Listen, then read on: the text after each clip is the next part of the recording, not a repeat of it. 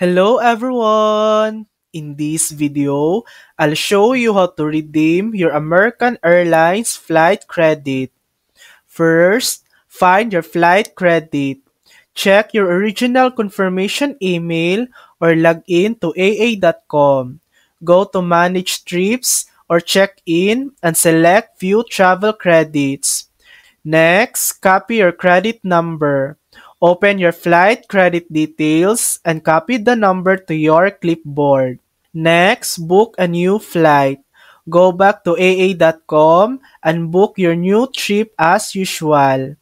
Next, apply the credit. On the review and pay page, choose Add Travel Credit and paste your credit number. Next, pay the balance. Your credit will be applied automatically. Pay any remaining amount and you're all set. And that's it. That's how to redeem American Airlines flight credit. Thanks for watching.